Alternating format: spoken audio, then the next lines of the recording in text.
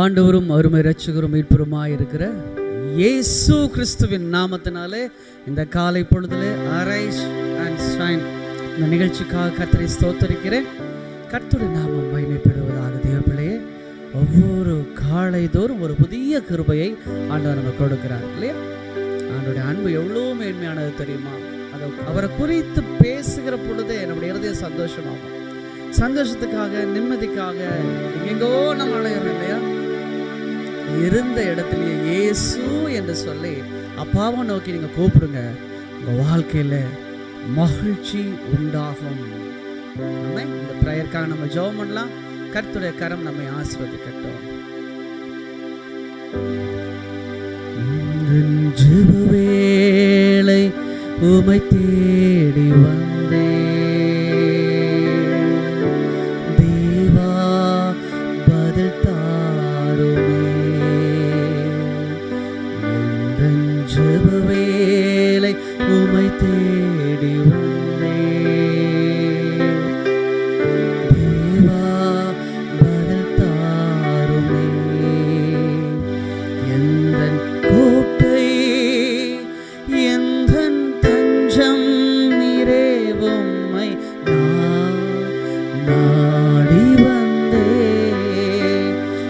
எந்தன் கோட்டை, எந்தன் தஞ்சம் நீரே, உம்மை நாடி வந்தே. அன்புள்ள ஆண்டவரே, நல்ல நாளுக்காக ஸ்தோத்திரம் அப்பா. காலை ஜெபத்தை ஆசீர்வதித்துக் கொடுங்க. பரிசுத்த ஆவியானவரே வாங்க. தூய ஆவியானவரே, எங்கள் தேற்றரவாளனே, எங்கள் நண்பரே, இந்த பிரேயர் ஆசீர்வதித்து நீங்கள் நடத்தி கொடுங்க. பாடுகிற பாடல்கள், வேத வாசிப்பு, கர்த்தருடைய வார்த்தை, ஜெபம், ஆசீர்வாதம் அத்தனையும் பரிசுத்த ஆவியான பொறுப்படுத்தி நடத்துங்க. ஒவ்வொரு உள்ளத்தையும் தொடட்டும், ஒவ்வொரு உள்ளத்தையும் மறுரூபமாக்கட்டும். ஒவ்வொரு உள்ளத்துக்குள்ளும் கர்த்தர் இயேசு தங்குவீராக. விடுதலையும் சுகத்தையும் நன்மையும் கொடுப்பீராக. துதி, கன, மகிமை, ஸ்தோத்திரம், புகழ் எல்லாம் இயேசு கிறிஸ்துவின் நாமத்துக்கு உண்டாகட்டும். இயேசு கிறிஸ்துவின் நாமத்தில் ஜெபிக்கிறோம் பரிசுத்தமுள்ள எங்கள் பரலோக பிதாவே. ஆமென், ஆமென். God bless you. இப்பொழுது கூட கர்த்தரை பாடி துதித்து மகிமைப்படுத்துவோம். கிறிஸ்துவுக்குள் பிரியமானவர்களே, இந்த காலை வேளையிலே ஆண்டவரை நாம் துதித்து ஆராதிக்க ஒன்றாய் கூடியுள்ளோம். ஆண்டவர் நாமம் எங்கு ஒருவர் இருவராய் சேர்ந்து துதிக்கிறார்களோ அங்கு ஆண்டவர் நாமம் உயர்த்தப்படுகிறது என்று வேதத்தில் சொல்லுகிறது அல்லவா? அதுபோலவே நாம் இந்த காலை வேளையிலே நாம் நம் ஆண்டவரை துதித்து அவருடைய நாமத்தை உயர்த்துவோம், அவருடைய நாமத்தை மகிமைப்படுத்துவோம். ஆமென்.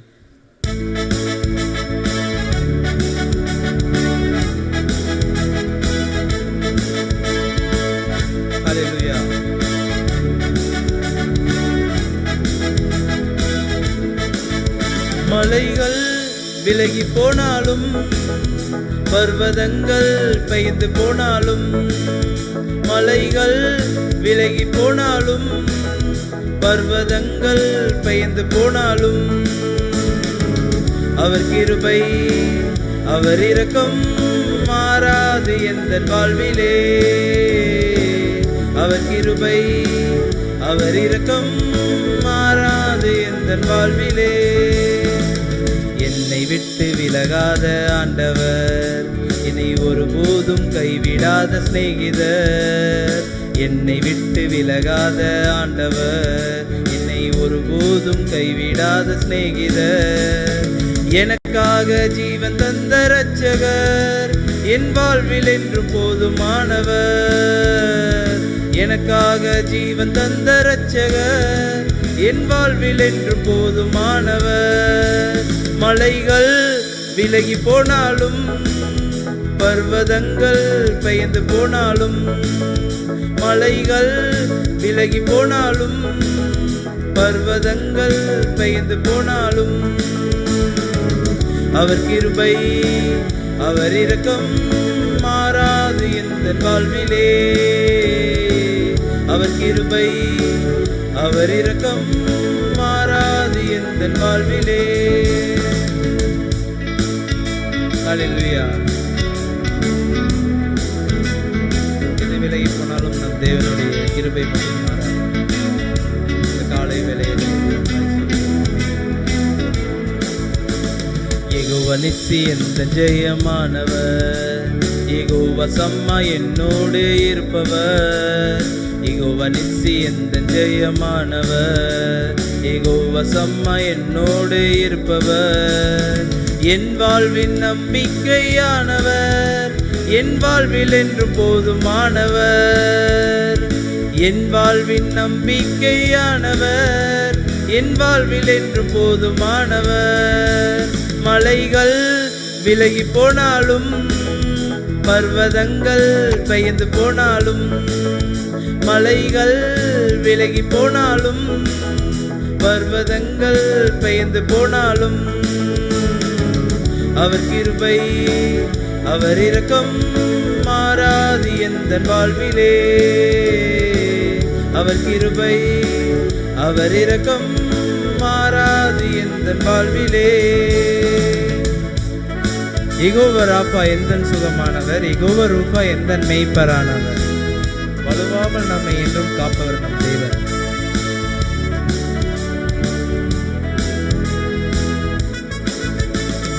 யெகோவா ராஃபா எந்தன் சுகமானவர், யெகோவா ரூபா எந்தன் மெய்ப்பரானவர்.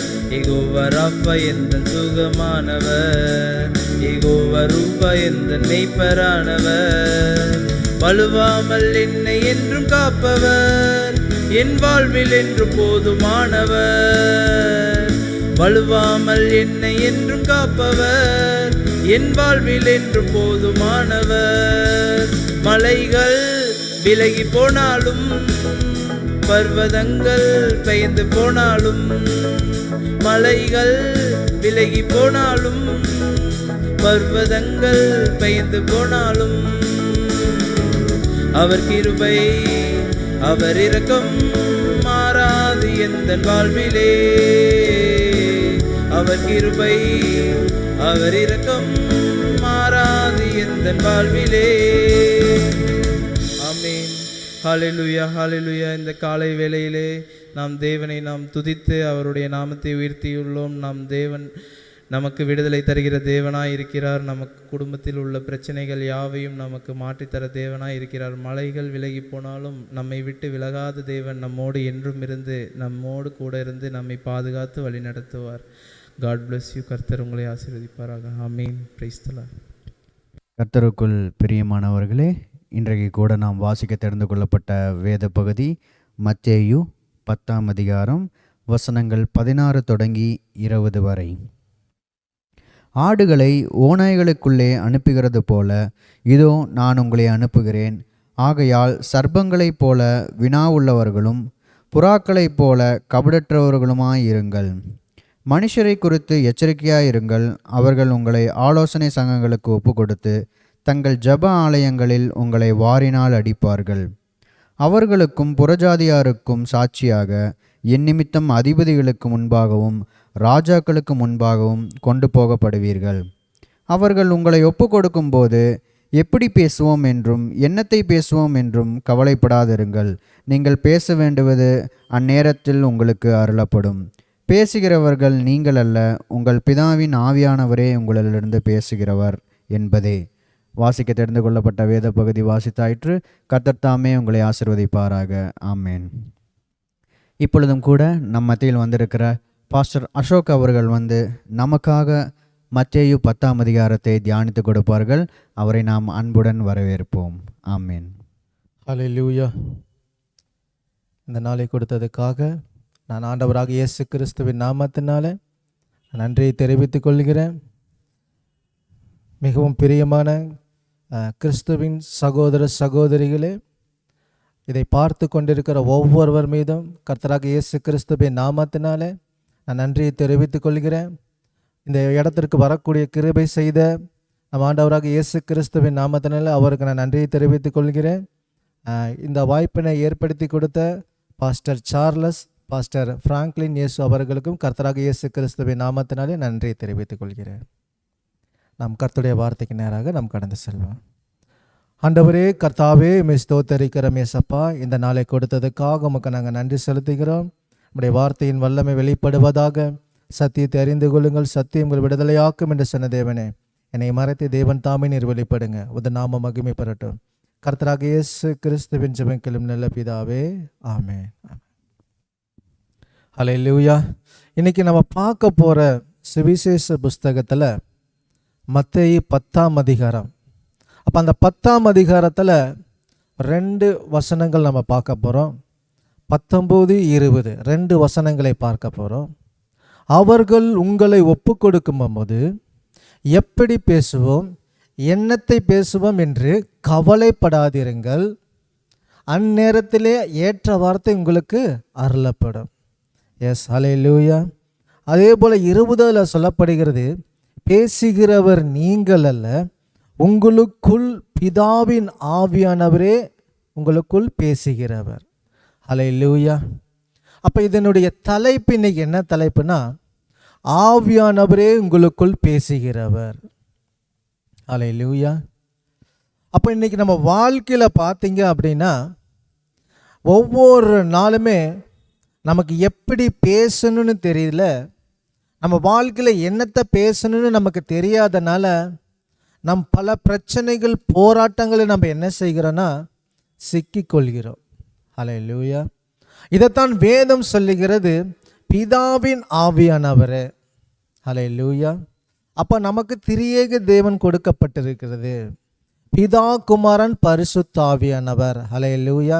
அப்போ பிதாவினுடைய ஆவியானவர் தான் நமக்குள்ளாக பேசுகிறவராக இருக்கிறாரு. ஹல்லேலூயா. அப்போ இதை கேட்டுக்கொண்டிருக்கிற என் அருமை சகோதர சகோதரிகளே, நாம் ஒவ்வொரு நாளும் பேசுகிற பொழுது பேசுகிற வார்த்தை நான் எப்படி பேசுகிறேன் என்று நம்ம கவனித்து பார்க்க வேண்டும். ஹல்லேலூயா. அப்போ அதே போல் நான் எந்த விஷயத்தை பற்றி நான் பேசுகிறேன் என்பதை நம்ம கவனித்து பார்க்க வேண்டும். ஹல்லேலூயா. அப்போ நம்ம நிதானமாய் நம்ம செய்கிற பொழுது தான் அப்போ நமக்குள்ளே இருக்கிற ஆவியானவருடைய செயல்பாட்டை நம்ம என்ன செய்ய முடியும், அறிந்து கொள்ளப்பட முடியும். ஹல்லேலூயா. அப்போ முதலாவது நம்ம பார்க்க போகிறது 19 எப்படி பேசுவோம், என்னத்தை பேசுவோம் என்று கவலைப்படாதிருங்கள். ஹல்லேலூயா. அப்போ நம்ம வாழ்க்கையில் கவலை அப்படின்னாலே நம்ம வாழ்க்கையில் ஒரு பெரும் வியாதியை கொண்டு வரதே கவலை தான். ஹல்லேலூயா. அப்போ ஒரு மனிதனுக்குள்ளாக கவலை நம்ம எதற்காக படுகிறோம்? ஆண்டவர் தெளிவாக சொல்லியிருக்கிறார், ஒரு தேற்றரவாளனை உங்களுக்குள்ளாக அனுப்புகிறேன், அவர் நமக்குள்ளாக வாசம் செய்கிறார், அவர் எனக்குள்ளாக பிரவேசிக்கிறார் என்று ஆவியானவர் நமக்குள்ளாக தெளிவாய் சொல்லிட்டு, அவர் பிதாவின் வலது பார்சத்தில் அவர் அமர்ந்து மகிமையின் சிங்காசனத்தில் அவர் அமர்ந்திருக்கிறார். ஆவியானவர் நமக்குள்ளாக இருக்கிற பொழுது நாம் எதற்காக கவலைப்பட வேண்டும்? ஹல்லேலூயா. ஹல்லேலூயா. அப்போ இதை கவலையை குறித்து வேதம் என்ன சொல்லுகிறது? மத்தேயு 6ஆம் அதிகாரத்தில் சொல்லப்படுகிறது, 31வது வசனம் சொல்லப்படுகிறது, எண்ணத்தை குடிப்போம், எண்ணத்தை உண்போம், எண்ணத்தை உடுப்போம் என்று கவலைப்படாதிருங்கள் என்று வேதம் சொல்லுகிறது. ஹல்லேலூயா. அப்போ வேதத்தில் சொல்லப்படுகிறது, முதலாவது இந்த கவலை வருவதற்கு முதல் அடிப்படை என்னன்னா, நாம் எண்ணத்தை சாப்பிடுவோம், எண்ணத்தை குடிப்போம், எண்ணத்தை உடுப்போம், நான் எப்பேற்பட்ட ஒரு வாழ்க்கை வாழ்கிறோம் அப்படிங்கிறது தான் நமக்கு கவலையை கொண்டு வருது. இந்த கவலையினால தான் நான் என்ன செய்கிறேன்னு எனக்கு தெரியாததுனால தான் நான் ஒரு பிரச்சனையில் நான் சிக்கி கொண்டேன். அப்படின்னா பரிசுத்த ஆவியானவரை நாடாமல், பரிசுத்தாவின் எனக்குள்ளே பேசுகிறாருன்னு எனக்குள்ளே தெரிந்து கொள்ளாமல் நான் என்ன செய்கிறேன், மேலும் மேலும் என் பிரச்சனை அதிகமாகி கொண்டு தான் போகுதோ இல்லையே, என் பிரச்சனை என்ன செய்யலை, குறைஞ்சபாடு இல்லை. ஹல்லேலூயா. அப்போ என்னுடைய பிரச்சனை சடன்லியா இப்பொழுது திடீர்னு ஒரு பிரச்சனை வந்துருச்சுன்னா, அந்த பிரச்சனையை நம்ம என்ன செய்வோம்னா, ஒரு தனி மனிதனாக இருந்து நமக்குள்ள இருக்கிற ஆவியானவர் வைத்து நம்ம என்ன செய்யறது இல்லைன்னா, அந்த பிரச்சனையை தீர்க்க நமக்கு தெரிகிறது இல்லை. ஏன் அந்த பிரச்சனை வந்தால் நமக்கு தீர்க்க தெரியலன்னா, ஒவ்வொரு நாள் நம்முடைய வாழ்க்கையில் நம்ம என்ன செய்கிறோன்னா, என்ன சாப்பிடுவோம், என்ன குடிப்போம், என்ன உடுப்போன்னு நம்ம கவலைப்படுறதுனால தான் வருகிற பிரச்சனையை குறித்து என்னால் என்ன செய்யறதுன்னா செயல்பட தெரியல. ஹல்லேலூயா. அப்ப இதை வேதம் சொல்லுகிறது. மத்தேயு 6:34 சொல்லப்படுகிறது, நாளைய தினத்தை குறித்து என்ன செய்யாதீங்க, கவலைப்படாதீங்க. நாளைய தினம் என்பது தன்னுடையவர்களுக்காக என்ன செய்யும், அது கவலைப்படும். அதினதின் காலத்தில் அதினதின் பாடுகளே என்ன செய்யும், போதும் என்று வேதம் சொல்லுகிறது. அல்லேலூயா. அப்போ ஒரு பிரச்சனை வந்துருச்சு அப்படின்னா, அந்த பிரச்சனையில் என்னால் தீர்க்க என்னால் ஏன் முடியல அப்படின்னா, நான் ஒவ்வொரு நாளும் கவலைக்குள்ளாக என்னுடைய சரீரத்தை நான் உள் போக போகவே என் சரீரத்தை நான் பழக்கி வைக்கிறேன். கவலைக்குள்ளாக என் சரீரத்தை போராட்டத்துக்குள்ளாக நானே என்ன செய்கிறேன்னா என் சரீரத்தை பழக்கி வைக்கிறேன். அப்போ பழக பழக பழக என் வாழ்க்கையில் என்ன செய்யுதுன்னா, ஒரு பிரச்சனை போராட்டம் என் தலைக்கு மேலே என் கழுத்துக்கு வருகிற பொழுது என்ன செய்யலைன்னா அதை சமாளிக்க நமக்கு தெரிகிறதில்ல. அப்போ அதற்கு என்ன காரணம் அப்படின்னா, ஆண்டவராக இயேசு கிறிஸ்து தெளிவாக நமக்குள்ளாக சொல்லியிருக்கிறார். இன்றைய தினத்தை குறித்து நீ யோசிப்பா, நாளைய தினத்தை குறித்து நீ என்ன செய்யாத, நீ யோசிக்காதன்னு அவர் தெளிவாக சொல்லிட்டார். நீ நாளைய தினத்தை குறித்து நீ யோசிச்ச அப்படின்னா என்ன செய்ய முடியாதுன்னா, உன்னால் என்ன செய்ய முடியாது, செயல்பட முடியாது. அப்போ ஒரு பிரச்சனையில் ஆவியானவர் பேசுகிற ஏற்ற வார்த்தை உன்னால் எடுக்க முடியாது. ஆவியானவர் ஒரு பிரச்சனைக்கு உண்டான ஒரு சொல்யூஷனை, ஒரு விடுதலை கொடுக்கிற வார்த்தைகளை என்ன செய்ய முடியாது, என்னால் பெற்றுக்கொள்ள முடியறதில்லை. அப்போ இதை கேட்டுக்கொண்டிருக்கிற என் அருமை சகோதர சகோதரிகளே, அப்போ இன்றைய நாட்களுக்கு உண்டான பாடுகள் மாத்திரம் நமக்கு போதும். நீங்கள் நாளைய தினத்தை குறித்து என்ன செய்ய வேண்டாம், யோசிக்க வேண்டாம் என்று ஆவியானவர் நமக்குள்ளாக தெளிவாய் அவர் சொல்லுகிறார். அல்லேலூயா. அப்போ பாருங்க, ஆண்டவராக இயேசு கிறிஸ்து உதாரணத்துக்கு எதை சொல்லுகிறாருன்னா, காட்டு புஷ்பங்களை பாருங்கள், வானத்து பறவைகளை பாருங்கள், அது அறுக்கிறது நூலை நூற்கிறதும் இல்லை. நம்ம ஆண்டவராக இயேசு கிறிஸ்துவே அதை சார்ந்திருக்கிறதுனால அது நாளைய தினத்தை குறித்து அவர் யோசிக்கிறது இல்லை, அது எந்த இடத்துலையும் போய் உழைக்கிறதும் இல்லை. ஆனால் ஆண்டவராக இயேசு கிறிஸ்து சகல ஜீவராசிகளுக்கும் அவர் என்ன செய்கிறார், போஷிக்கிறார். அப்போ அதே விட மேலான ஒரு படைப்பாக நம்மளை படைத்திருக்கிறார். அவருடைய சாயலாக நம்மளை படைத்திருக்கிறார். அவர் தம்முடைய ஆவியை நமக்குள்ளாக வைத்திருக்கிற நமக்கு நாம் ஏன் நாளைக்கு தினத்தை குறித்து நாம் கவலைப்பட வேண்டும்? ஹல்லேலூயா, ஹல்லேலூயா. அப்ப இதை வேதம் சொல்லுகிறது. மத்தேயு 6:27 சொல்லப்படுகிறது, நீங்க கவலைப்படுகிறதுனால உங்க சரீரத்துல ஒரு முழம் ஒரு அளவு கூட நம்ம என்ன செய்ய முடியாது, கூட்ட முடியாது என்று வேதம் சொல்லுகிறது. அல்லேலூயா. அப்ப இந்த கவலை வருகிறதுனால நான் நாளைய தினத்தை குறித்து நான் யோசிக்கிறேன். இந்த கவலை வருகிறதுனால நான் என்ன சாப்பிடுவேன், நான் எந்த ட்ரெஸ் போடுவேன், நான் எந்த வாட்டர் நான் தண்ணி குடிப்பேன். அப்போ இப்படி பலதரப்பட்ட காரியங்களை யோசிக்கிறதுனால என் சரீரம் என்ன செய்யுதுன்னா மெலிந்து போகிறது. அல்லேலூயா. அப்போ என் சரீரம் என் சரீரமாகவே என்ன செய்யல இருக்கிறது இல்லை.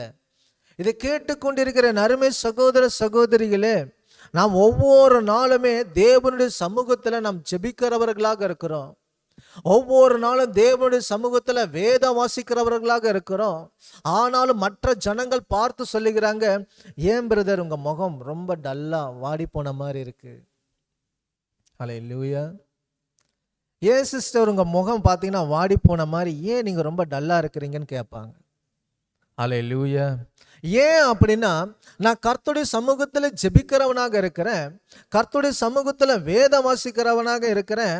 ஆனால் எனக்குள்ள இருக்கிற ஆவியானவர் எப்படி பேசுவார் என்பதை எனக்கு தெரியாததுனால என்னுடைய வாழ்க்கையில் நான் ஜெபம் முடிஞ்சதுக்கு அப்புறம் அடுத்த நிமிஷம் என் வாழ்க்கையில் கவலையை நான் முன் வைக்கிறதுனால என்ன செய்கிறதுனா, கவலை என்னை ஜெயிக்கிறதாக இருக்கிறது. அல்லேலூயா. அப்ப இதைத்தான் தாவீது சொல்கிறான், எனக்கு 1000 போராட்டங்கள் பிரச்சனைகள் இருந்தாலுமே நான் கவலையை முன் வைக்கிறதில்ல, என் ஆண்டவராக இயேசு கிறிஸ்துவை நான் முன் வைக்கிறதுனால ஒரு நாளும் நான் அசைக்கப்படுவதில்லை என்று ஆவியானவர் இடத்துல அவர் சொல்லுகிறார். அல்லேலூயா. இப்ப இதை கேட்டுக்கொண்டிருக்கிற அருமை சகோதர சகோதரிகளே, கவலை நம்ம வாழ்க்கையை ஜெயிக்க கூடாது. அல்லேலூயா. ஆவியானவர் எல்லாவற்றையும் அவர் தெளிவாக நமக்குள்ளாக வைத்து விட்டார். அப்ப பரிசுத்த ஆவியானவர் நமக்குள்ளாக இருக்கிறார். அப்ப ஆவியானவர் தெளிவா சொல்றார், ஆவியானவர் தான் உங்களுக்குள் பேசுகிறவர். தெளிவா சொல்லியிருக்கிறார். அப்ப ஆவியானவர் தான் உங்களுடைய பிரச்சனைகள் போராட்டங்களுக்கெல்லாம் அவர் தான் விடுவிக்கிறவர், அவர் தான் சொல்யூஷன் தருகிறவர், அவர் தான் தம்முடைய வார்த்தைகளை எல்லாவற்றையும் அவர் தான் நமக்கு கொடுக்கிறவராக இருக்கிறார். அப்ப தெளிவா சொல்லியிருக்கிறார். ஆவியானவர் தான் உங்களுக்குள்ளாக பேசுகிறவர், ஆவியானவர் தான் உங்களுக்குள்ளாக பேசுகிறவர், ஆவியானவரே உங்களுக்குள்ளாக பேசுகிறவர் என்று வேதம் சொல்லுகிறது. அப்ப ஆவியானவரே அப்படின்னா அப்ப அவர் தான் நமக்கு ஒரு பிரச்சனைக்கு ஒரு சொல்யூஷன் அவர் தான் நமக்கு சொல்லணும். ஹல்லேலூயா, ஹல்லேலூயா. அப்ப இதை தான் வேதம் சொல்லுகிறது. 1 பேதுரு 5ஆம் அதிகாரம் 7 சொல்லப்படுகிறது, அவர் நம்மை விசாரிக்கிறவரானபடியால் நம்முடைய கவலை எல்லாம் அவர் மேல வைத்து விடுங்கள் என்று வேதம் சொல்லுகிறது. அப்ப பாருங்க, ஆவியானவர் நமக்குள்ளாக இருக்கிறாரு. அப்ப அதே போல ஆவியானவர் நம்மளை விசாரிக்கிறவராக இருக்கிறாரு. அப்ப அவர் என்னை விசாரிக்கிறவராக இருக்கிறாரு, அவர் எனக்கு ஆலோசனை கர்த்தராக இருக்கிறாரு, அவர் என்னை காண்கிற தேவனாக இருக்கிறாரு.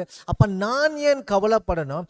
அவர் என்னை பார்த்தீங்க அப்படின்னா, நாம் எந்த இடத்துல இருந்தாலும் ஏற்ற வார்த்தை உங்களுக்குள்ளாக வாயில் நாவுல நான் தருவேன்னு சொல்லியிருக்கிறாரு. அப்ப இதுக்கு மேல நம்ம ஏன் கவலைப்பட வேண்டும்?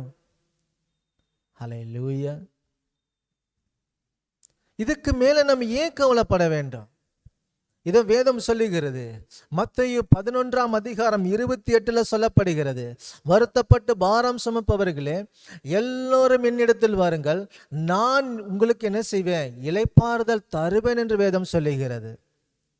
அப்ப பாருங்க, நம்ம ஆண்டவராக இயேசு கிறிஸ்து எல்லாவற்றையும் அவர் பரலோகத்துக்கு போவதற்கு முன்பாகவே நமக்கு எல்லாவற்றையும் அவர் ஆயத்தம் பண்ணி வச்சுட்டாரு. நீங்க வருத்தப்படாதீங்க, நீங்க என்ன சாப்பிடுவோம், என்ன குடிப்போம், என்ன உடுப்பன்னு யோசிக்காதீங்க, நாளைய தினத்தை குறித்து நீங்க கவலைப்படாதீங்க. உங்களுக்கு ஏற்ற வார்த்தை எப்பேற்பட்ட பிரச்சனைகளாக இருந்தாலும் உங்களுக்குள்ள இருக்கிற பரிசுத்தாவினரிடத்தில் நீங்க கேளுங்க. அவர் உங்களுக்குள்ளாக தான் வாசம் செய்கிறாரு. நீங்க அவரிடத்துல நீங்க கேட்டீங்கன்னா அவர் உங்களோட இடைப்பட்டு அந்த பிரச்சனைகளுக்கு உண்டான விடுதலைக்கு உண்டான வார்த்தைகளை என்ன செய்வார்? அவர் உங்களிடத்துல பேசுவாரு. நீங்க என்ன செய்யாதீங்க? மற்றவர்களை சார்ந்து நீங்க இருக்காதீங்க. இதை கேட்டுக்கொண்டிருக்கிற அருமை சகோதர சகோதரிகளே, நம்முடைய பிரச்சனைகள் போராட்டங்களுக்கெல்லாம் ஆவியானவரிடத்துல மாத்திரம்தான் முழு விடுதலை உண்டு. இதை கேட்டுக்கொண்டிருக்கிற அருமை சகோதர சகோதரிகளே, நம்முடைய பிரச்சனைகளை நீங்க பார்த்தீங்கன்னா மற்றவர்களை நீங்க சார்ந்து இருக்கிற பொழுது பார்த்தீங்கன்னா அநேகர் சாட்சிகள் நம்ம கேள்விப்பட்டிருப்போம். அவங்க விழுந்து போயிருவாங்க. மனுஷர்கள் நம்ம தேடி வருவதெல்லாம் ஏதாவது ஒரு காரியத்திற்காக நம்மளை சார்ந்திருப்பாங்களோ இல்லையே, ஒரு முழுமையான ஒரு விடுதலைக்காக நம்மளை சார்ந்திருக்க மாட்டாங்க. இதைத்தான் வேதம் சொல்லுகிறது. தாய் உன்னை மறந்தாலும் தந்தை உன்னை மறந்தாலும் நான் உன்னை ஒரு நாளும் மறப்பதில்லை என்று சொன்ன தேவன் அவர். ஹல்லேலூயா. அப்ப நமக்கு பிரச்சனை அப்படின்னா நமக்கு முழு விடுதலை கொண்டு வருது நமக்குள்ள இருக்கிற ஆவியானவர் தான். அப்போ எப்பேற்பட்ட பிரச்சனைகளை நீங்க மனிதரிடத்துல கொண்டு போனீங்கன்னு வைங்களே, அப்ப அந்த மனிதன் ஏதாவது ஒரு எதிர்பார்க்கப்பான், ஒரு சில காரியங்கள் அவன் எதிர்பார்த்து தான் என்ன செய்வார்கள். அப்ப நீங்களே புரிஞ்சு கொள்ளுவீங்க, இல்லை இல்லை இல்லை இல்லை, இந்த மனிதனை நம்பி எனக்கு எந்த பிரயோஜனமும் இல்லை. நான் போகிறேன் ஆலயத்திற்கு, நான் போகிறேன் தேவ சமூகத்தில், அவர் எனக்குள்ளாக வாசம் செய்கிறார். நீங்க காத்திருக்கிற பொழுது ஆவியானவர் உங்களுக்குள்ளாக இருந்து பேச ஆரம்பிப்பார். ஹல்லேலூயா. அப்ப இந்த ஆவியானவரை நான் எப்படி பேச வைக்க வேண்டும் என்றால், வேதம் சொல்லுகிறது, தீத்து 3ஆம் அதிகாரம் 7 சொல்லப்படுகிறது, நம்ம ரட்சிப்பின் தேவனாகிய ஆண்டவராக இயேசு கிறிஸ்துவின் மூலமாக தான் பரிசுத்த ஆவியானவர் என்ன செய்கிறார்? நமக்குள்ளாக சம்பூர்ணமாய் பொழிந்தலினால் என்று வேதம் சொல்லுகிறது. அப்ப இந்த நாட்களிலிருந்து இதை கேட்டுக்கொண்டிருக்கிற அருமை சகோதர சகோதரிகளே, நமக்குள்ள இருக்கிற பரிசுத்த ஆவியானவர் நமக்குள்ளாக சம்பூர்ணமாய் பொழிந்தருளினார் என்று நீங்கள் விசுவாசிக்கிற பொழுது, நீங்க ஆண்டவராக இயேசு கிறிஸ்துவை நீங்கள் விசுவாசிக்கிற பொழுது அந்த கணமே நமக்குள்ளாக இருக்கிற பரிசுத்த ஆவியானவர் செயல்பட ஆரம்பிப்பார். அப்ப எனக்குள்ள பரிசுத்த ஆவியானவர் எப்படி செயல்படுவார் அப்படின்னா, நீங்க அதிகமா நீங்க ஸ்தோத்திரங்களை பண்ண ஆரம்பிச்சிருவீங்க. இதோ வேதம் சொல்லுகிறது, யோவான் 14:18 சொல்லப்படுகிறது, அவர் பாவத்தை குறித்து நீதி குறித்து நமக்குள்ளாக கண்டித்து உணர்த்துகிறவராக இருக்கிறாரு. அப்ப எனக்குள்ள இருக்கிற பரிசுத்த ஆவியானவர் செயல்படுறாரு அப்படின்னா, நீங்க பாவம் செய்து விட்டீங்கன்னா நான் பாவம் செய்துட்டேன்னு ஒரு குற்ற உணர்வு உங்களுக்குள்ளாக வருகிற பொழுது, ஒரு நன்மையான காரியங்கள் நீங்க செய்த பொழுது உங்க சரீரத்தில் ஒரு சமாதானம் காணப்படுகிறது. இதுவே பரிசுத்த ஆவியானவருடைய அடையாளம். ஹல்லேலூயா. இதுதான் வேதம் சொல்லுகிறது. யோவான் 14:17 சொல்லப்படுகிறது, அந்த சத்தியாவியானவரை காணாமலும் அறியாமல் இருக்கிறபடியால் அவர் உங்களுக்குள்ளாகவே வாசம் செய்கிறார். அல்லேலூயா.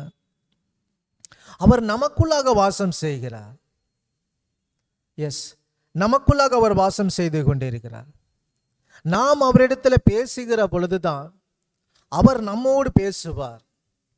நாம் அவரோடு பேசாத வரைக்கும் அவர் நம்மிடத்தில் என்ன செய்ய மாட்டார்? பேச மாட்டார். அல்லேலூயா.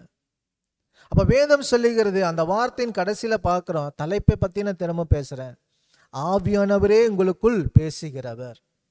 அப்ப ஆவியானவரே உங்களுக்குள் பேசுகிறவர் அப்படின்னா, நான் பேசினாதான் அவர் என்னிடத்துல பேசுவார். அல்லேலூயா. நான் பேசாத வரைக்கும் அவர் என்னிடத்துல பேச மாட்டார். அல்லேலூயா. அப்ப பாருங்க, ஒரு மனிதன் ஒரு பிரச்சனை இங்க எடுக்கிறீங்க அப்படின்னா, முதலாவது நல்ல ஒரு மனிதனை நீங்க தேர்ந்தெடுக்கிற பொழுது அந்த மனிதன் என்ன செய்வான்? ஒரு நல்ல ஒரு தீர்வை கொடுப்பான். அல்லேலூயா. அப்ப அதே போல எந்த ஒரு பிரச்சனையுமே நீங்க ஆண்டவரிடத்துல கொண்டு போய் நீங்க சேர்க்கிற பொழுது ஆவியானவர் நிச்சயம் நமக்கு நல்ல ஒரு பதிலை கொடுப்பார். அல்லேலூயா. அப்ப இதைத்தான் வேதம் சொல்லுகிறது. யோவான் 16:7 சொல்லப்படுகிறது, உங்களுக்கு ஒரு தேற்றரவாளனை நான் என்ன செய்கிறேன்? உங்களுக்குள்ளாக நான் அனுப்புகிறேன். நான் போகிறது என்ன செய்யும்? உங்களுக்கு நலமா இருக்கும் அப்படிங்கிறார். ஹல்லேலூயா. அப்ப நான் போறேன், ஒரு தேற்றரவாளனை உங்களுக்குள்ளாக அனுப்புகிறேன். அவர் உங்களுக்குள்ளாக என்ன செய்வார்? தேற்றுகிறவராக இருப்பார். அப்ப தேற்றரவாளன் அப்படின்னா நம்முடைய பிரச்சனைகள் போராட்டங்களிலிருந்து, நம்ம பிரச்சனை சூழ்நிலை, கட்டப்பட்ட சூழ்நிலையிலிருந்து நம்மளை தேற்றி, நம்மளை ஆற்றி, நம்ம கண்ணீரை துடைத்து, நம்ம கண்ணீரை துடைப்பிலிருந்து அவர் வெளியில கொண்டு வருவது தான் தேற்றரவாளன். அவர்தான் பரிசுத்த ஆவியானவர். அப்ப நம்ம இந்த பிரச்சனைகள் எப்பேற்பட்ட போராட்டங்களா இருந்தாலும் நீங்க பரிசுத்த ஆவியானவரிடத்துல சார்ந்து இருந்து பாருங்க. பரிசுத்த ஆவியானவரே, நீர் எனக்குள்ளாக வாசம் பண்ணுகிறீர், நீர் எனக்கு ஒரு பதில சொல்லுங்க, நீங்க காத்திருந்து அவரோடு பேசி பாருங்க. நம்முடைய பிரச்சனைகள் போராட்டங்களுக்கெல்லாம் அவர் நமக்கு ஒரு சொல்யூஷன், ஒரு விடுதலையை கொடுப்பார். ஹல்லேலூயா. இதை வேதம் சொல்லுகிறது. யோவான் 14:24 சொல்லப்படுகிறது, அந்த பரிசுத்த ஆவியாகிய தேற்றரவாளனே உங்களுக்கு போதித்து நான் சொன்ன வார்த்தைகள் எல்லாவற்றையும் என்ன செய்வார்? உங்களுக்கு நினைப்பூட்டுவார். ஹல்லேலூயா. அப்ப பாருங்க, அவர் நம்மளை நினைப்பூட்டுகிறாரு, அவர் நமக்குள்ளாக வசிக்கிறாரு. ஹல்லேலூயா. அப்ப வருகிற காரியங்களை குறித்து அவர் நமக்கு சொல்றாரு, அவர் பாவத்தை குறித்து சொல்றாரு, அவர் நீதியை குறித்து சொல்றாரு. அப்ப நமக்குள்ள இருக்கிற பரிசுத்த ஆவியானவர் இப்பேற்பட்ட காரியங்கள் பாருங்க ஒன் பை ஒன்னா நமக்கு செய்து கொண்டு வராரு. அப்படின்னா நாம் அவர் எங்க இருக்கிறாருன்னா அவர் எனக்குள்ளாக இருக்கிறார். ஹல்லேலூயா. இதை கேட்டுக்கொண்டிருக்கிற அருமை சகோதர சகோதரிகளே, இதோ வேதம் சொல்லப்படுகிறது, எஸ், இந்த உலகத்தில் நம்ம பிறந்த ஒவ்வொருவரும் பாவியாக தான் இருக்கிறோம். எப்பொழுது நீங்க ஆண்டவராக இயேசு கிறிஸ்துவை விசுவாசித்து அவர் கல்வாரி சிலுவையில நீங்க கழுவப்பட்டீங்களோ, இதோ அந்த கணமே நமக்குள்ளாக இருக்கிற தீமையின் பிரமாணம் நாளுக்கு நாள் அது தோற்கடிக்கப்படுகிறது. ஹல்லேலூயா. எனக்குள்ளாக இருக்கிற தீமையின் பிரமாணம் தோற்று போக எனக்குள்ள இருக்கிற பரிசுத்த ஆவியானவர் செயல்படுகிறார். இதுதான் கலாத்தியர் 5:8.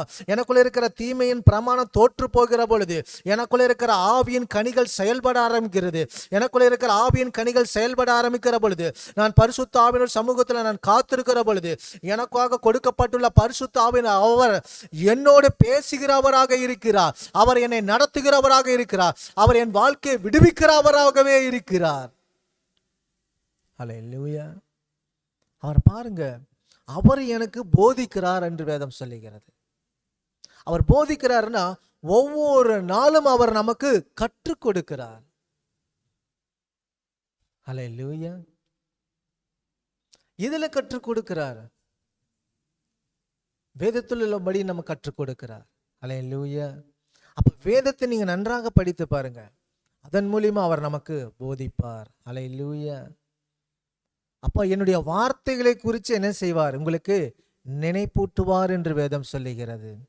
அப்போ நினைப்பூட்டுவார் அப்படின்னா, நான் எப்பொழுதெல்லாம் பாவத்தில் விழ போகிறேனோ, எப்பொழுதெல்லாம் ஒரு பிரச்சனைக்குள்ளாக இருக்கிறேனோ, எப்பொழுதெல்லாம் ஒரு போராட்டத்துக்குள்ளாக இருக்கிறேனோ, அப்பொழுதெல்லாம் எனக்குள்ளாக வந்து என்ன செய்கிறார் அப்படின்னா, எனக்கு நினைப்பூட்டுகிறார்.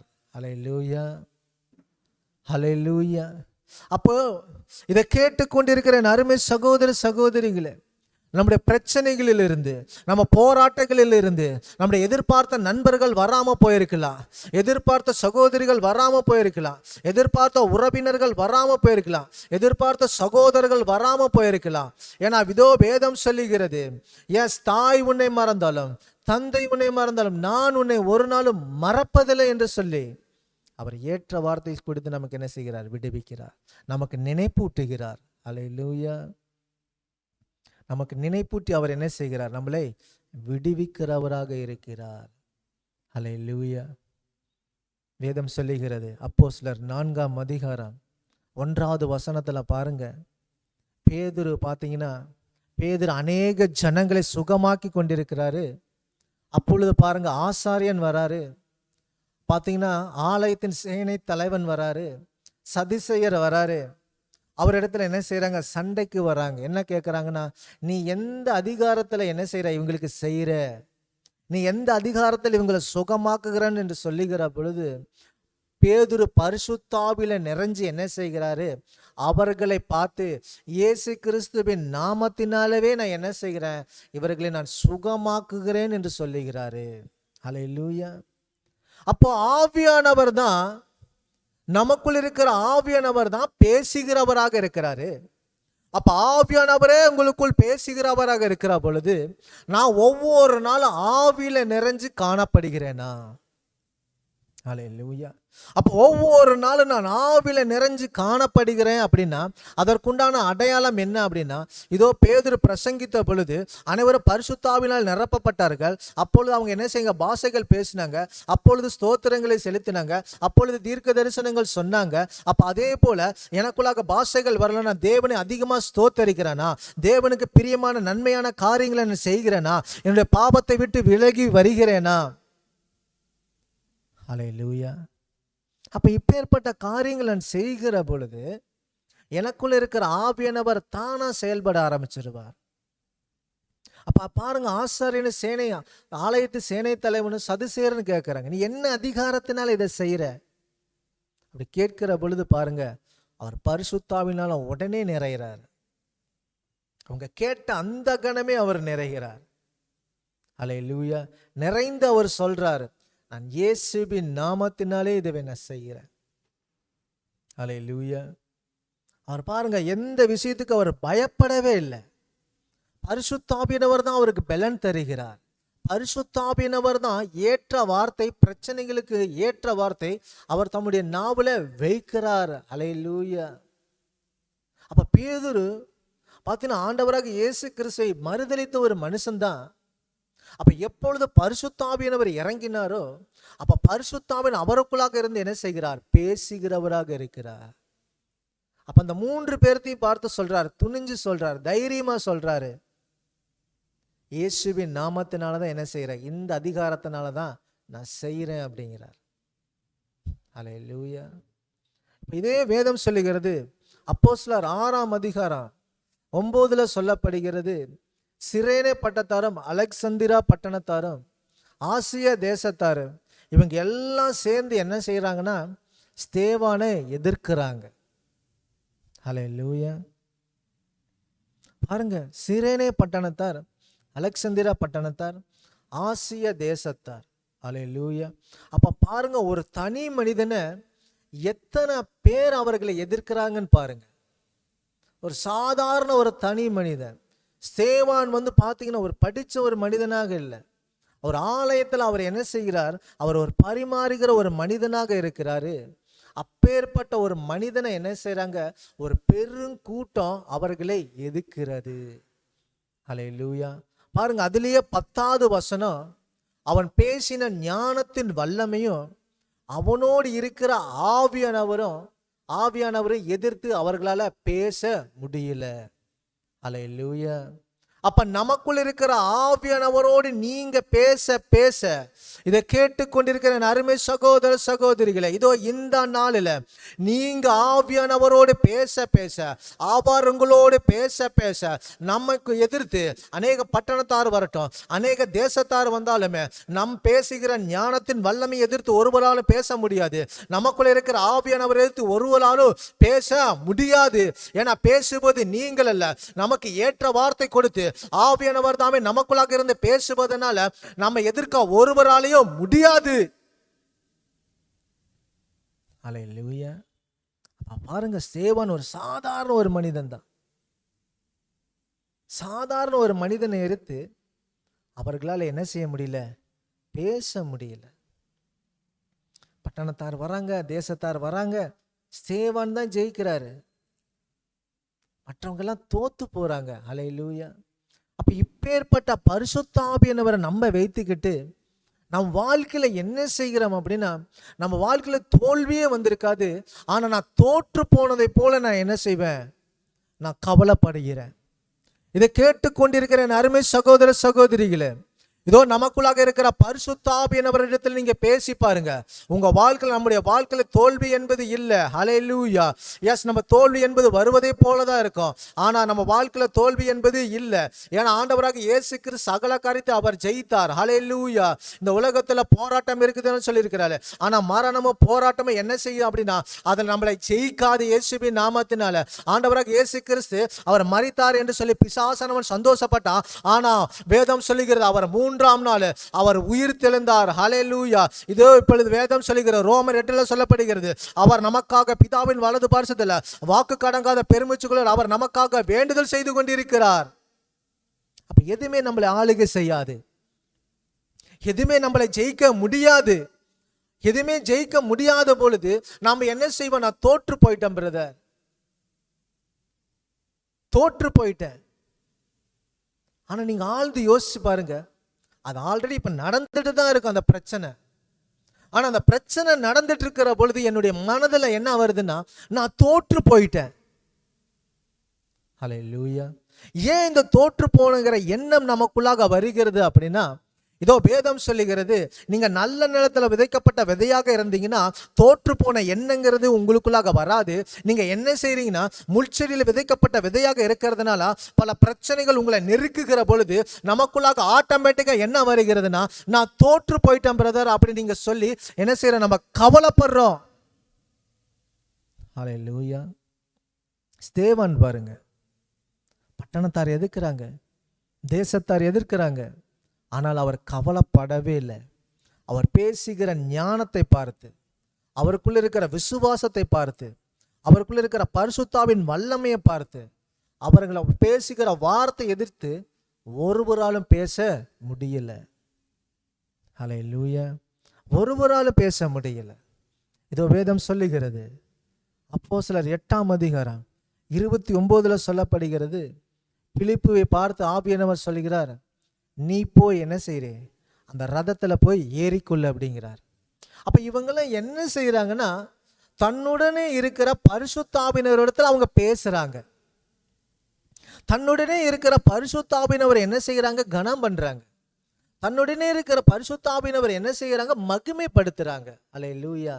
அப்ப தன்னுடனே இருக்கிற பரிசுத்த ஆவியானவரை கனம் பண்ணணும் அப்படின்னா, நான் ஜெபிக்க வேண்டிய நேரத்தில் நான் ஜெபிக்கணும், வேதம் வாசிக்க வேண்டிய நேரத்தில் வேதம் வாசிக்கணும். அப்ப அதே போல நான் என்ன செய்யணும்? நான் ஒழுக்கமான காரியங்களை நான் செய்ய வேண்டும். பாவமில்லாத ஒரு வாழ்க்கை நான் வாழ்ந்து நான் நன்மையான காரியங்களை நான் செய்கிற பொழுதுதான் அப்ப எனக்குள்ள இருக்கிற பரிசுத்த ஆவியானவரை நான் கனப்படுத்துறேன். அப்ப எனக்குள்ள இருக்கிற பரிசுத்த ஆவியை நான் மகிமைப்படுத்துகிற பொழுது அவர் என்ன செய்கிறார்? எனக்குள்ள பிரச்சனைகள் வருகிற பொழுது, எனக்குள்ள போராட்டங்கள் வருகிற பொழுது அவர் என்னுடைய வந்து இடைப்பட்டு என்ன செய்கிறார்? பேசுகிறார். அப்ப பிலிப்புவை பார்த்து ஆவியானவர் தான் சொல்லுகிறார். இந்த மந்திரி பாருங்க, ஒரு ரதத்துல போயிட்டு இருக்கிற, அப்படி அவர் ஆவியானவர் சொல்றார், நீ போ அந்த ரதத்துடனே என்ன செய்? சேர்ந்து கொள் அப்படிங்கிறார். ஹல்லேலூயா. அப்ப இதை கேட்டுக்கொண்டிருக்கிற அருமை சகோதர சகோதரிகளே, அப்ப பிலிப்பு பாருங்க, ஒரு வழி அருகே நடந்து போயிட்டு இருக்கிறவன பொழுது அப்ப ஆவியானவர் என்ன செய்கிறார், நீ போ, அந்த ரதத்துடனே நீ சேர்ந்து கொள் என்று சொல்லுகிறார். அப்ப உங்களை வாழ்க்கையில எந்த வழியில போறதுன்னு தெரியாம இருக்கிறீங்களா, என்ன செய்யறதுன்னு தெரியாமல் இருக்கிறீங்களா, உங்க வாழ்க்கை ஒன்றுமில்லாமல் வாழ்க்கை காணப்படுகிறதா, இதோ உங்களுக்குள்ளாக இருக்கிற ஆவியானவரோடு நீங்க பேசி பாருங்க. அவர் உங்க வாழ்க்கைக்கு ஒரு விடுதலையான காரியங்கள் சொல்லுவார். அவர் உங்க வாழ்க்கைக்கு ஒரு மேன்மையான காரியங்களை சொல்வார். அவர் உங்க வாழ்க்கையை கனப்படுத்தி இந்த நாளில இயேசு கிறிஸ்துவின் நாமத்தினால் அவர் உங்களை உயர்த்துவார். ஹல்லேலூயா. பாருங்க, பிலிப்புவை ஆண்டவர் என்ன செய்கிறார், சொல்றார், நீ போ, அந்த ரதத்தோடு ஏறிக்கொள் அப்படிங்கிறார். அப்ப நமக்குள்ள இருக்கிற பரிசுத்த ஆவியானவரை நீங்க இடத்துல நீங்க பேசி பாருங்க. அடுத்து என்ன செய்யலன்னு நீங்க தெரியலையா, அவர் உங்களிடத்துல சொல்லுவார், நீ இதை செய்யுமா, இதை செய்யாதப்பா அப்படிம்பார். ஹல்லேலூயா. இது வேதத்துல படிச்சு பாருங்க.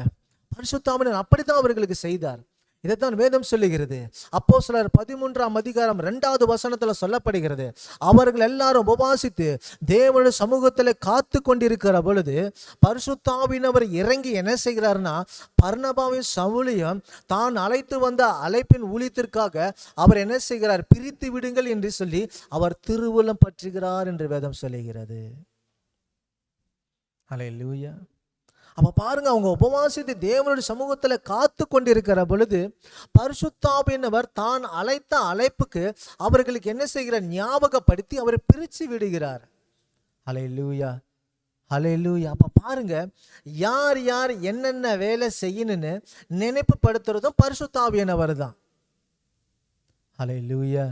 அப்ப உங்களுக்கு என்ன வேலை செய்யணும்னு தெரியலையா, நான் என்ன பண்ணணும்னு உங்களுக்கு தெரியலையா, அப்ப பவுலும் பர்னபாவும் பாருங்க, ஒரு கூட்டத்தில் இருக்கிற பொழுது அந்த நேரங்கள் வருகிற பொழுது பரிசுத்த ஆவியானவரிடத்துல சார்ந்து கேட்டுக்கொண்டிருக்கிற பொழுது உடனே பரிசுத்த ஆவியானவர் இறங்கி என்ன செய்கிறார் அப்படின்னா, நீ என்ன செய்கிறனா, உங்க 2 பேர்த்தையும் ஏன் நான் அழைத்த ஊழியத்திற்கு நான் என்ன செய்கிறேன், நீங்க போங்க என்று சொல்லி பரிசுத்த ஆவியானவர் திருவுளம் பற்றுகிறார். அப்ப அதே போல நான் என்ன செய்யணும்னு தெரியல பிரதர், நான் என்ன பண்றதுன்னு தெரியல சிஸ்டர், நீங்க அமர்ந்து இருக்கிறீங்களா, பரிசுத்த ஆவியானவரிடத்தில் இந்த நாள் நீங்க பேசி பாருங்க. அவர் உங்களிடத்துல பேசுவார், நீங்க என்ன செய்யணும், என்ன பண்ணக்கூடாதுன்னு. இதோ இந்த நாளில் அந்த வார்த்தையின் வல்லமை இதோ உங்க இருதயத்துல உதிக்கட்டும் இயேசுவின் நாமத்தினால. ஹல்லேலூயா. இன்னைக்காவது பாருங்க, இன்னைக்கு ஏதாவது ஒண்ணுன்னா டக்குன்னு மொபைல் எடுத்து ஒரு 4 பேர்த்திட்ட ஆலோசனை கேட்கலாம். இன்னைக்கு காலத்துல பாருங்க, ஒரு உதவியை நாடனா டக்குன்னு ஒரு வண்டி எடுத்துட்டு போய் நம்ம சொந்தக்காரங்களை எல்லாம் பார்த்து என்ன இந்த பிரச்சனைக்கு நான் என்ன பண்றேன்னு தெரியலன்னு நம்ம கேட்கலாம். இப்படி பல வசதிகள் இருக்கு. இதே அன்றைய நாட்களில் நினைச்சு பாருங்க, சீசர்கள் எல்லாமே நடந்துதான் ஊழியம் செய்தாங்க. ஹல்லேலூயா. அப்ப அவர்கள் எல்லாமே என்ன செய்தாங்க, ஒரு பிரச்சனை போராட்டம்னா அவங்க எல்லாமே ஆவியானவரை மாத்திரம் தான் சார்ந்திருந்தாங்க. அவங்க 100% ஆவியானவரே சார்ந்திருந்தனால அவங்க எந்த இடத்திலையும் அவர் தோற்று போகல. ஹல்லேலூயா, ஹல்லேலூயா. அப்ப அவர்கள் எந்த இடத்திலுமே அவர்கள் தோற்று போகல. அவர்கள் தோற்று போன மாதிரி என்ன செய்தது, காணப்பட்டது ஒழிய, ஆனா இறுதியில ஆவியானவர் தான் ஜெயித்தார். ஹல்லேலூயா. அப்ப அதே போலதான் நீங்க ஒவ்வொரு நாளுக்கு நீங்க ஆவியானவரோடு நீங்க சார்ந்து இருக்கிற பொழுது நீங்க தோற்று போன மாதிரி தான் நீங்க இருப்பீங்களோ இல்லையா, ஆனா இறுதியில ஆவியானவர் தான் ஜெயிப்பார். ஹல்லேலூயா. ஏன்னா அவரிடத்துல மாத்திரம் தான் உலகத்தை ஜெயிக்கிற ஜெயம் அவரிடத்துல தான் இருக்குது. ஹல்லேலூயா. உலகத்தை ஜெயிக்கிற ஜெயம் அவரிடத்துல தான் இருக்குது. இதுதான் வேதம் சொல்லுகிறது. அப்போஸ்தலர் 18ஆம் அதிகாரம் 5ல சொல்லப்படுகிறது, பவுல் என்ன செய்கிறார் அப்படின்னா, ஆவியில வைராக்கியம் கொண்டு என்ன செய்கிறார், யூதர்களுக்கெல்லாம் என்ன செய்கிறார் அப்படின்னா பிரசங்கம் பண்றார். ஹல்லேலூயா. ஆண்டவராக இயேசு கிறிஸ்துவை அவர் என்ன செய்கிறார், திருஷ்டாந்தப்படுத்துகிறார். ஹல்லேலூயா.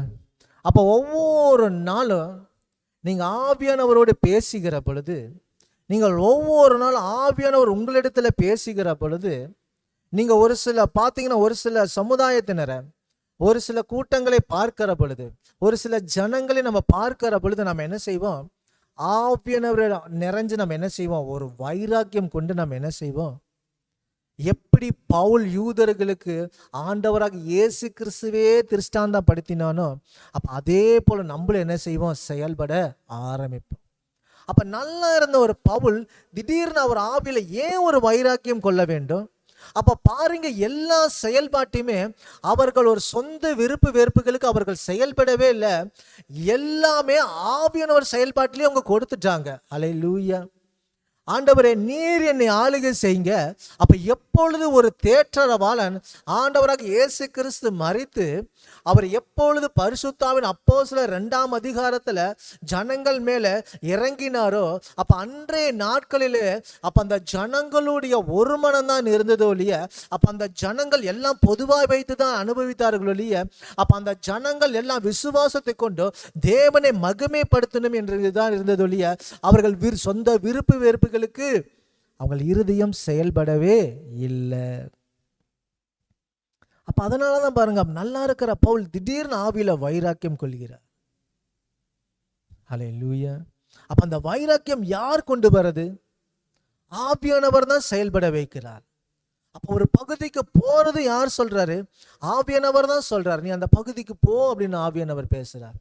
அப்ப இன்னொரு பகுதிக்கு நீ போக வேண்டாம்னு என்ன செய்கிறார்? ஆவியானவர் தான் பேசுறார். அல்லேலூயா. அப்போ இந்த ஜூதருக்கு பிரசங்கம் பண்ணுவதுக்கு வைக்கிறது யாரு? ஆவியானவர் தான் பிரசங்கம் பண்ண வைக்கிறார். அது எப்படி? ஆண்டவராக இயேசு கிறிஸ்துவே திருஷ்டாந்தப்படுத்துகிறார். அல்லேலூயா. அவர் உயிரோடு இருக்கிறார். அல்லேலூயா. அவர் இன்றும் இருக்கிறவராகவே இருக்கிறார்.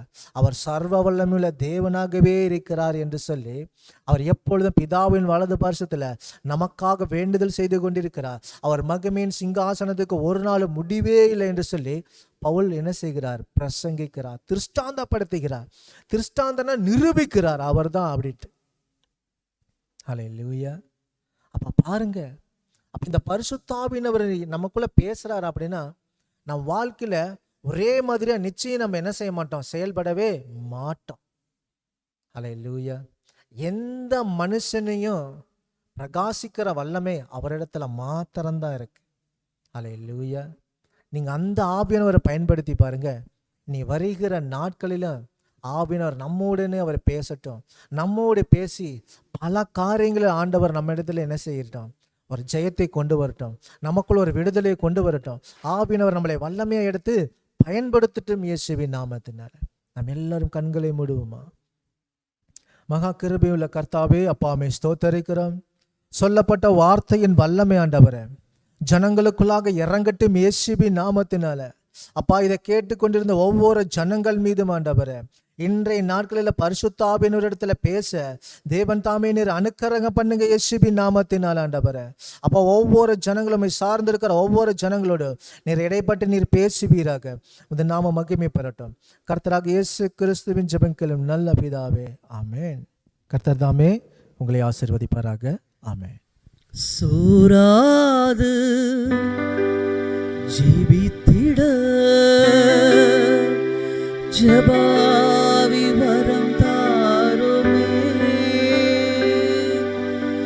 தடையாவும் அகற்றிடுமே, தயை கேட்டு உன் பாதம் வந்தே. சூராது ஜெபித்திட ஜெபாவி வரம் தாருமே, தடையாவும் அகற்றிடுமே, தயை கேட்டு உம் பாதம் வந்தே. ஜெப வேளை உம்மை தேடி வந்தே, தேவா பதில் தாருமே. நாம் ஜெபிப்போம். அன்பின் பரலோக தகப்பனே, பரிசுத்த ஆவியானவரே, நீர்தான் பேசுகிற மகிமையை வெளிப்படுத்துகிறீரே, ஸ்தோத்திரம். ஒவ்வொரு இருதயத்திலிருந்தும் நீர் பேசுவீராக. பேசுகிறவர் நீங்கள் அல்ல, உங்கள் பிதாவின் ஆவியானவரே உங்களிலிருந்து பேசுகிறார் என்று தியானித்தோமே. நீர்தாமே ஒவ்வொரு தேவ ஊழியர்களிடத்திலிருந்து பேசும், ஒவ்வொரு தேவ பிள்ளைகளோடு பேசும். வாழ்க்கை குறித்து பேசும், எப்படி நடந்து கொள்ள வேண்டும் என்று பேசும். ஆபத்திலே நீர் பேசி பாதுகாத்துக் கொள்ளும், விடுதலை கொடுப்பதற்காய் பேசும், ஆலோசனை கர்த்தர் பேசும், வல்லமையுள்ள தேவன் பேசும். ஆண்டவரே, தூயாவிட பலன் ஒவ்வொருவர் மேலும் இறங்குவதாக. கட்டுகள் இயேசுவின் நாமத்தில் உடைக்கப்படுவதாக. சாபங்கள் இயேசுவின் இரத்தத்தால் முறிக்கப்படுவதாக. வியாதிகள் இயேசுவின் தழும்புள்ள கரத்தால் சுகமாவதாக. கர்த்தருடைய ஆவியானவர் எங்கே உண்டோ அங்கே விடுதலை உண்டு. பயத்தின் ஆவிகள், சந்தேகத்தின் ஆவிகள், எரிச்சலின் ஆவிகள் இயேசு கிறிஸ்துவின் நாமத்தில் விலகி போகட்டும். தைரியம், மகிழ்ச்சி, களிப்பு இயேசுவின் நாமத்தினாலே ஒவ்வொரு பிள்ளையுடைய ஆவி, ஆத்மா, சரீரத்துக்குள் உண்டாகட்டும் என்று நாங்கள் கட்டளை கொடுத்து நாங்கள் ஜெபிக்கிறோம். கர்த்தாவே, ஆசீர்வதியும், பொறுப்படுத்திக் கொள்ளுங்க. இந்த நாள் முழுவதும் பரிசுத்த ஆவியானவர் பிள்ளைகளை வழி நடத்துங்கப்பா, பாதுகாத்துக் கொள்ளுங்க. இயேசு கிறிஸ்துவின் நாமத்தில் ஜெபிக்கிறோம் பரிசுத்தமுள்ள எங்கள் பரலோக பிதாவே, ஆமென். யாவரும் சேர்ந்து சொல்லுவோம். என் ஆத்மாவே கர்த்தரை ஸ்தோத்திரி, என் முழு உள்ளமையினுடைய பரிசுத்த நாமத்தை ஸ்தோத்திரி. என் ஆத்மாவே கர்த்தரை ஸ்தோத்திரி, கர்த்தர் செய்த சகல உபகாரங்களை மறவாதே.